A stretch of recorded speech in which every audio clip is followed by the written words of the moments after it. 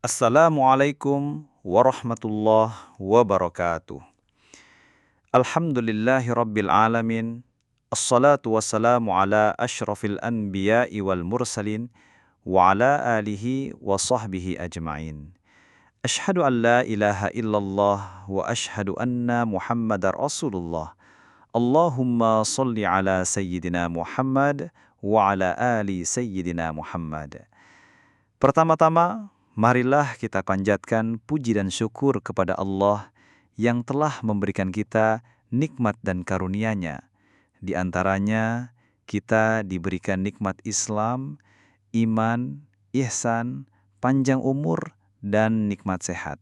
Sehingga kita semua dalam keadaan sehat walafiat dan juga dalam keadaan baik tanpa kurang sesuatu apapun. Salawat dan salam mari kita curah limpahkan kepada Nabi kita semua, Nabi yang menjadi suri tauladan bagi umat manusia, yakni Nabi Muhammad SAW, yang telah membawa kita semua dari jalan kegelapan menuju jalan terang dan keselamatan. Sahabat-sahabat yang dirahmati Allah Subhanahu wa Ta'ala. Sebelum masuk materi langkah awal lunas utang, saya akan menceritakan kisah nyata sepasang suami istri yang hampir putus asa gara-gara terjerat hutang riba dan akhirnya menemukan jalan solusinya. Kisah ini terjadi sekitar tahun 2020 di sebuah dusun di pegunungan yang letaknya di wilayah kota kecil. Tentunya masih di Indonesia, ada sepasang suami istri yang hidupnya bisa dibilang sudah mapan dan dibilang cukup harmonis dalam berumah tangga. Mereka tiap harinya berjualan bergantian. Ketika pagi, suaminya berjualan, sedangkan istri mengurus anak-anak untuk persiapan sekolah dan masak. Suatu hari datanglah dua orang temannya dari kota. Mereka bekerja di sebuah bank BUMN, mampir ke toko katanya mereka baru survei di sekitar dekat sini. Lalu diajaklah mereka ke rumah agar lebih enak obrolannya. Dan mereka saling ngobrol dan bersenda gurau dengan sepasang suami istri tersebut. Singkat cerita, kedua teman itu menawarkan pinjaman kepada sepasang suami istri. Pada akhirnya suami istrinya termakan rayuannya mereka, dan sepasang suami istri itu mencoba pinjam dengan nominal yang kecil, karena tidak enak mau menolak tawaran mereka. Akhirnya perjalanan dari bulan ke bulan, sepasang suami istri itu menjadi ketagihan dan mulai berlahan pinjam-pinjam lagi. Dari puluhan juta, beranjak jadi ratusan juta. Dan puncaknya dua teman yang waktu ini ke rumah, datang lagi ke toko, yang kali ini memang sengaja ke toko untuk menawarkan agar jadi agen e-warung, yaitu untuk menyuplai sembako bantuan pangan non-tunai, atau BPNT, di desa untuk dibagikan ke masyarakat, yang merupakan program pemerintah melalui Dinas Sosial, yang bekerjasama dengan Bank BUMN. Kenapa mereka menawarkan kepada sepasang suami istri tersebut? Katanya sisplonnya bagus, toko grosir sembakonya juga maju, dan layak jadi e-warung di daerah sini. Singkat cerita, sepasang suami istri itu menjadi agen e-warung dan diberi pinjaman miliaran. Waktu berjalan pada sekitar pertengahan tahun 2021 sampai tahun 2024, mulai terjadi sesuatu yang tidak diinginkan oleh sepasang suami istri tersebut, yaitu mulai ada guncangan ekonomi. Sebagai penyalur dan penyuplai bansos yang dianggap lancar, tapi keuangannya selalu tidak karuan. Setiap mau setor angsuran, mesti kekurangan uang, tidak tahu kemana uangnya pergi. Yang pada akhirnya cari pinjaman lagi dari bank ke bank lain. Dari orang ke orang, dari teman ke teman, dari investor, rentenir, dan lain-lain. Selama 2 tahun lebih, sepasang suami istri itu selalu gali lubang tutup lubang sampai 26 titik pinjaman yang nominalnya sampai 3 miliar lebih. Akhirnya, tahun 2024 sudah gali lubang tutup kolam, dan mentok sudah tidak tahu mau minta tolong sama siapa lagi, sementara tagihan demi tagihan hampir setiap hari ada. Berjalan waktu demi waktu, hari demi hari, terasa sangat cepat waktunya, sementara sepasang suami istri itu belum ada solusi, yang akhirnya toko berlahan, stok barangnya mulai berkurang, sudah tidak bisa lagi belanja atau kulakan karena modalnya habis hanya buat angsuran. Sementara minta bantuan teman sudah tidak dipercaya. Teman yang dulunya dekat mulai menjauh semua. Yang singkat cerita, semua isi toko habis dan sudah tidak bisa lagi untuk jualan atau sudah kolap alias bangkrut. Waktu terus berjalan. Setiap hari selalu sembunyi takut ada yang nagih. Selalu hatinya dak-dikduk karena setiap ada orang lewat depan rumah dianggap orang mau nagih. Setiap hari selalu begitu. Baik siang maupun malam. Keluarga menjadi tidak harmonis. Sepasang suami istri itu sering padu berkelahi. Sebagai pelampiasan, anak-anak yang tidak tahu apa-apa juga sering dimarahinya. Pokoknya merambat masalahnya menjadi kemana-mana, setiap harinya seperti itu. Singkat cerita, pada waktu bulan puasa, sepasang suami istri tersebut belum menemukan solusi. Waktu dan hari pun berjalan semakin dekat menuju hari Lebaran, tetap belum ada solusi. Sementara anak-anak belum dibelikan pakaian baru, sandal baru, sepatu baru buat Lebaran, sehingga sepasang suami istri itu selalu menangis merintih. Hatinya sangat sakit ketika melihat anak-anaknya yang lebarannya pakai baju Lebaran tahun kemarin, sementara anak-anak orang lain pakai baju baru semua. 2 minggu sebelum Lebaran, akhirnya si suami mendapatkan informasi dari media sosial bahwa di Jakarta ada sebuah pembelajaran teknik lunas utang. Dan si suami sangat tertarik dengan pembelajaran tersebut. Tanpa basa-basi, hari itu pun si suami itu langsung kontak nomor mentor yang ada di deskripsi medsos itu. Dan alhamdulillah ada respon. Kemudian intens saling WhatsApp-an dengan mentor tersebut yang intinya pembelajaran akan dimulai habis Lebaran. Singkat cerita, tibalah habis Lebaran sepasang suami istri bermusyawarah untuk persiapan berangkat ke Jakarta yang memakan jarak waktu semalaman dari sebuah kota kecil yang mereka tinggali. Dengan keterbatasan biaya, akhirnya si suamilah yang berangkat ke Jakarta.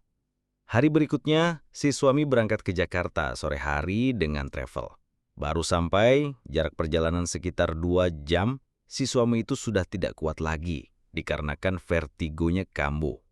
Akhirnya si suami tersebut diturunkan di pinggir jalan di sebuah kandang ayam, bersenderan pagar bambu kandang ayam karena sudah tidak kuat untuk duduk.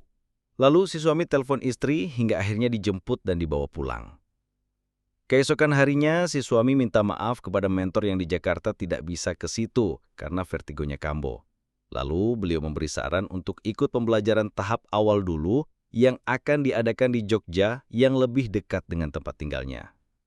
2 minggu kemudian, sepasang suami istri tersebut memutuskan ikut pembelajaran tahap pertama di Jogja dengan harapan bisa lunas utang.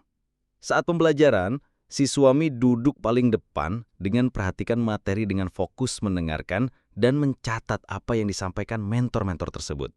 Waktu pembelajaran selesai, sepasang suami istri tersebut merasa lebih lega, tapi kurang puas karena menurut mereka tidak mendapatkan yang mereka inginkan. Dan waktu itu juga nekat daftar pembelajaran tahap kedua yang akan diadakan di Jakarta. Singkat cerita, 12 hari kemudian, sepasang suami istri tersebut berangkat ke Jakarta dengan uang hasil pinjaman ke kakak istrinya. Yang bilang pinjamnya untuk buat belanja toko, karena toko sudah kosong, akhirnya dikasih 10 juta. Kemudian mereka ke Jakarta dengan merental mobil. Berangkat ke Jakarta pagi hari agar sampai di sana sore dan harapannya bisa istirahat semalam dan paginya bisa ikut pembelajaran. Namun takdir berkata lain. Baru sampai jarak 3 jam lebih perjalanan, mobil mereka dihentikan yang ngakunya dari pihak leasing yang mau titip surat ke pemilikan mobil. Kemudian kami dibawa ke kantor. Begitu mereka keluar mobil masuk kantor, dikasih surat, tiba-tiba mobil sudah tidak ada dan barang mereka sudah diturunkan. Baru tahu bahwa itu mobil rental sudah tidak bayar cicilan 3 bulan dan yang mengambil adalah debt collector. Akhirnya mereka terdampar dari jam 10 pagi sampai jam 8 malam. Yang membuat sang istri minta pulang terus, tapi sang suami tetap bertekad ingin melanjutkan ke Jakarta. Akhirnya mereka minta bantuan teman untuk rental mobil lagi. Lalu datanglah mobil rentalan don mereka langsung melanjutkan berangkat malam itu juga. Dan sampai Jakarta subuh, mereka sholat, siap-siap, dan segera berangkat ke hotel untuk ikut pembelajaran tahap kedua. Singkat cerita, sampai hotel lalu ikut pembelajaran sampai selesai 2 hari. Baru sadar sepenuhnya bahwa setelah 2 hari ikut pembelajaran, bahwa apa yang selama ini kami lakukan itu semua karena kesalahannya sendiri, dosa-dosa masa lalu, sehingga menimbulkan dosa-dosa riba yang membuat mereka mengalami kebangkrutan. Begitu mengerikanlah dampak dosa riba. Semua yang telah mereka pelajari langsung totalitas melakukan apa yang mereka dapat ilmu dari pembelajaran tahap kedua. Mereka bertobat nasuha, perbaiki ibadah, memantaskan diri dengan Allah, semua teknik lunas utang baik jalur dunia dan jalur langit, mereka kerjakan dengan sungguh-sungguh. Itulah yang membuat mereka bermental dan membuat karakter menjadi lebih kuat dengan melakukan atau mengerjakan yang benar, bukan membenarkan yang biasa. Singkat cerita, 1 minggu mereka jalani riyadoh yang diajarkan di pembelajaran tahap kedua membuahkan hasil. Mereka bertahap menemui 3 investor. Mereka beriktikad baik dan minta maaf akan mengembalikan uangnya setelah mereka punya uang. Dan semua alhamdulillah menerima semua. Malah salah satu investornya terketuk hatinya untuk menolong lagi dengan kasih modal tanpa syarat. Waktu itu juga mereka sujud syukur dan menangis. Lalu investornya suruh mereka besok butuh barang apa saja, sampai sekecil barang apa saja, tulis semua dan dihitung. Maka beliau akan transfer, sekaligus belikan mobil pick up buat bawa barang belanjaannya. Itulah yang buat mereka bersyukur dan memang benar nyata ada pertolongan Allah yang tidak disangka-sangka. Dengan berjalannya waktu usaha mereka kembali sehat lagi dan terus-menerus mereka lunasi utang-utangnya satu persatu tanpa bunga dan denda. Sampai utang mereka tinggal sedikit dengan cara mempraktikkan teknik lunas utang yang ada di pembelajaran tahap kedua. Alhamdulillah setelah sekian lama mereka merasakan kepahitan hidup. Setelah ikut pembelajaran tahap kedua menjadi obat baginya sehingga mereka sekarang merasa menjadi hidup lebih tenang, tentram, dan bahagia. Itulah sepenggal kisah nyata sepasang suami istri di sebuah dusun di kaki bukit di kota kecil. Demikianlah sahabat-sahabat kisah singkat ini, semoga menjadi inspirasi buat sahabat-sahabat. Amin.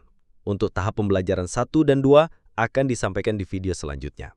Wassalamualaikum warahmatullahi wabarakatuh.